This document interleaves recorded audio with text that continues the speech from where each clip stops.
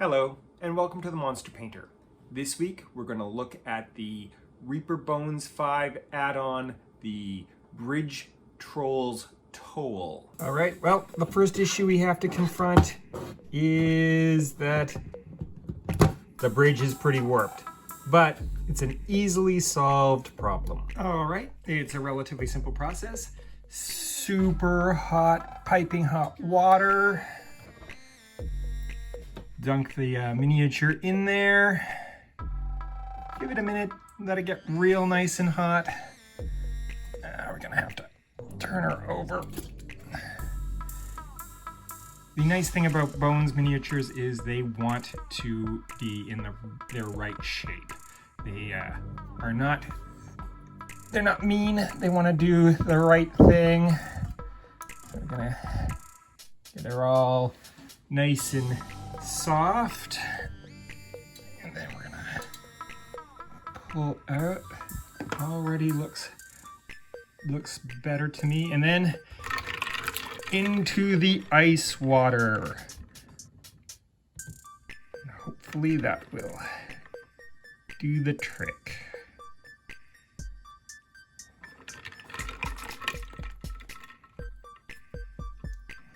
Yeah, looks like it has returned to its proper shape. Yep. All fixed up and ready to paint. So obviously we got the bridge, but we also get this waterline troll. Pretty awesome. A wee billy goat. And a couple of bags of things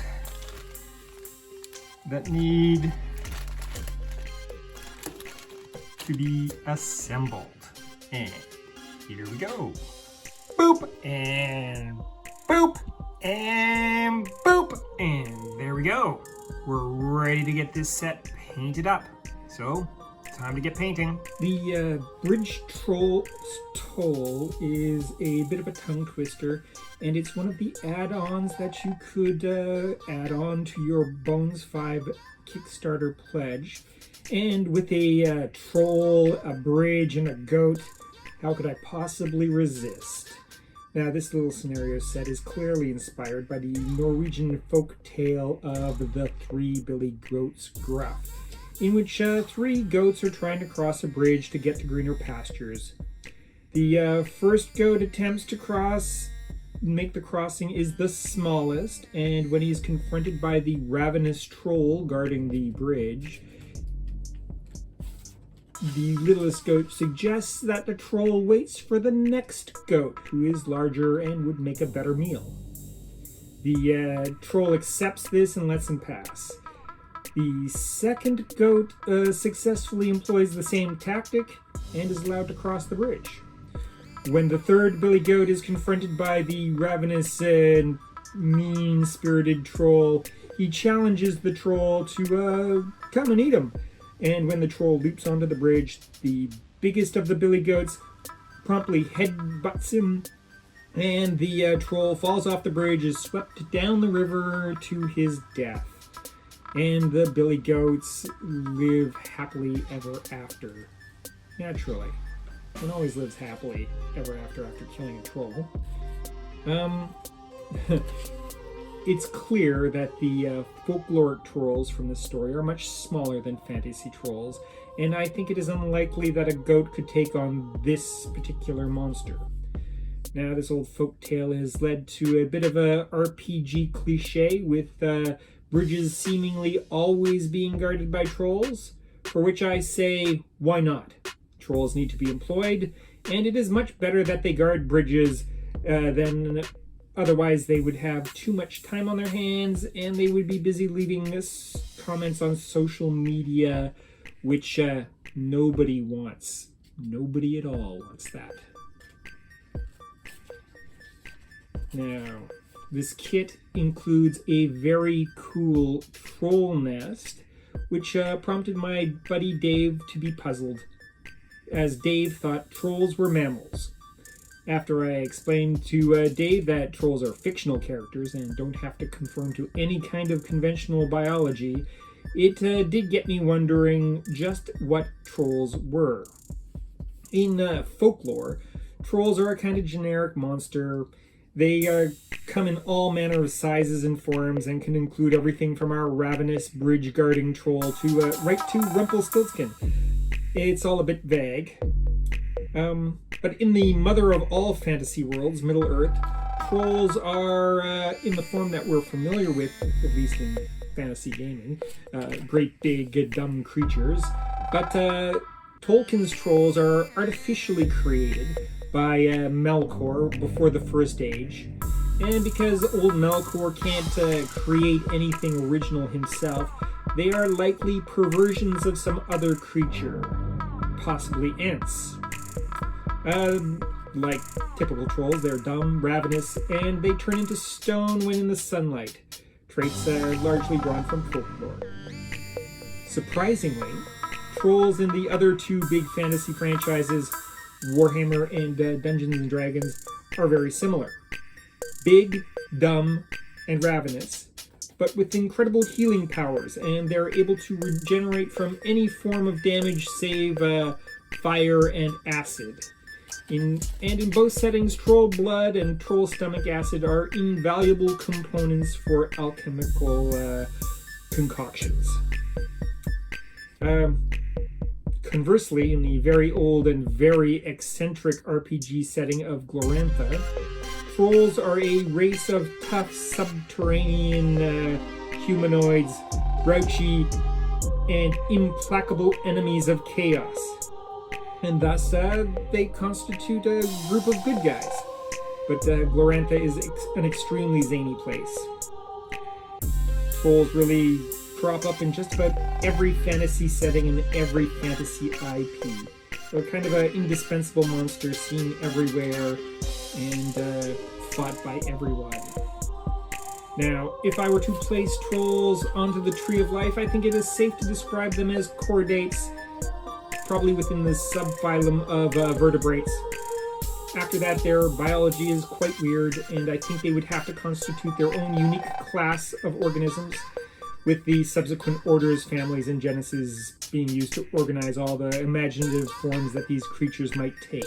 Rock trolls, river trolls, stone trolls, ice trolls, on and on and on it goes. But really, who has the time for fictional taxonomy? Not me. At any rate, I've kind of run out of things to say about trolls, and talking about bridges and goats would be kind of boring, so that can only mean one thing. Yep. Take it away, Angus!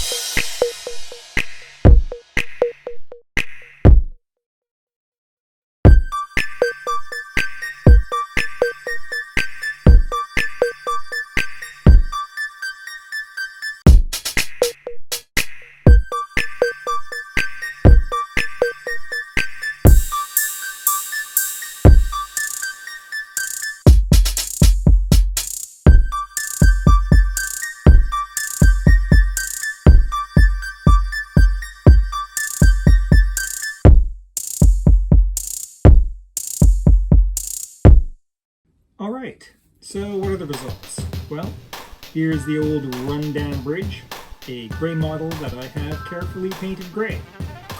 Next up is the ever so cool waterline troll. I gotta love this model. And here's the big mama. She is nice and scary, but I had to ask myself, what the hell am I doing with my life, as I painted the warts on the troll's butt. And here's what she's guarding, this super cool troll nest. With a little hatchling coming out. How cute! And finally, we have our confident hero and his troll bridge payment. But what of the story? Our hero Franz confidently heads to the Troll's Toll Bridge with his little companion as payment. My little ones are hungry. Pay my toll to cross my bridge. Sure thing. No problem at all. What Franz doesn't realize is there are no goat bones in the troll's nest. Happy journey, little guy. And the little goat lived happily ever after. All right, on to a special segment. 2 weeks ago, when I put out the video where I painted up the three-headed troll from the Reaper Bones core set, I said that I was going to raffle off this lovely dice bag that my very talented sister made for me, the very first piece of genuine Monster Painter swag, and the time has come. I got 10 entrants, and we're gonna draw from the hat to see who won. How exciting! Who's going to be the first person to ever get any Monster Painter swag? And here it is. Lauren H. Lauren, my old buddy, you won the Monster Painter Math Rock bag. Congratulations. I'm going to get in touch with you real soon. Next week on the Monster Painter, Dave and I review Conquest of Planet Earth. Remember to like, comment, and subscribe. You